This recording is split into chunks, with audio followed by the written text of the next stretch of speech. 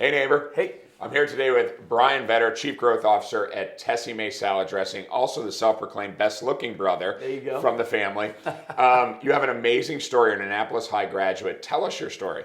So 14 years ago, my brothers and I decided to start a company off of our mom's recipe.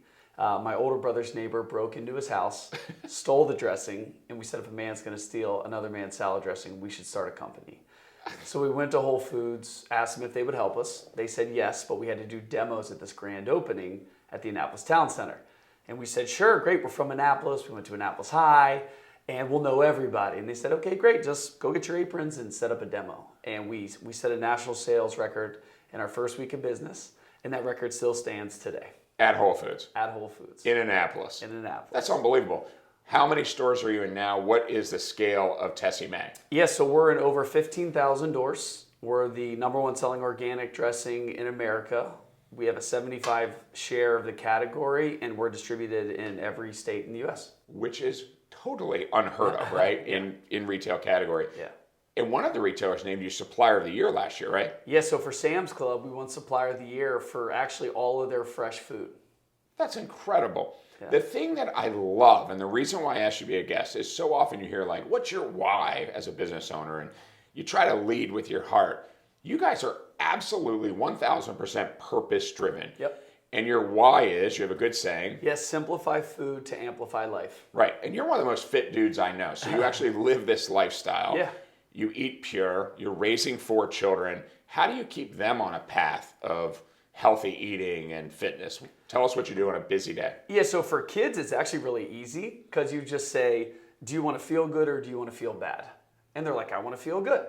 And then you just show them the options that will allow them to feel good. And then they'll say, well, why do all my friends do this? Yeah. And I'll say, I don't know. I don't worry about them. I worry about you. Right? I love that. Because I love you and I can control this environment. Yeah. And so I go, why don't you help your friends learn that they could feel better than they already feel if they took better care of their health? Yeah, and I think, so that's awesome. You're a tremendous father. I respect that about you as a friend. But you're also a giver. And you and your brothers have started the Tessemae Foundation, Yep. which has developed, tell us about the crop circles. Yeah, so it was funny. We went out to Compton and we pitched this idea of a pop-up farmer's market in the middle of the night in the worst neighborhood in Compton. Naturally. And, yeah. And one of the county councilwomen goes, you guys are like aliens. You want to come in the middle of Compton and hand out organic produce to our community for no reason other than you think it's nice. We're like, that's exactly right. So my older brother, who has a beautiful mind for like marketing and whatnot, goes, we should call it crop circles. But instead of coming in the middle of the night and knocking crops down, we're going to come in the middle of the night and lift crops up. And so that's how we started crop circles. Wow. And how was your experience with that? Because most people that live in a food desert, as defined by no access to fresh fruits and vegetables within a mile and a half, what was your experience with that? Well, first of all, nobody thought we were going to actually come. So we brought roughly 15 truckloads of produce, around 35,000 pounds, set up a massive farmer's market, got Kendrick Lamar to come out and rap because he's from Compton. Yeah. And one of the coolest stories was there was this little boy in line and he grabbed an apple, he takes a bite of it, he goes, man, this tastes like chips.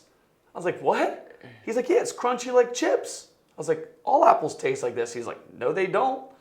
So I looked at his dad and I said, where do you guys get your apples? He's like, the food bank if they have them, and they smoke them. So they look nice on the outside, but they're mealy and disgusting on the inside. Wow. Yeah, so that goes back to how do I get my kids to eat healthy? Right. It's just because I have them eat delicious food that happens to be healthy for them. That is a great story. That is a great story. You've also done the crop circle in Baltimore City. That's right. And other cities all over the country. Yep. I think that's amazing. It is, health and nutrition are definitely a marker of poverty. Yep. So we have responsibility to spread good food and good nutrition into all communities. That's right. Brian, thank you. You are a great neighbor. Thank you for being on the show. I appreciate you so much. You. Talk to you soon.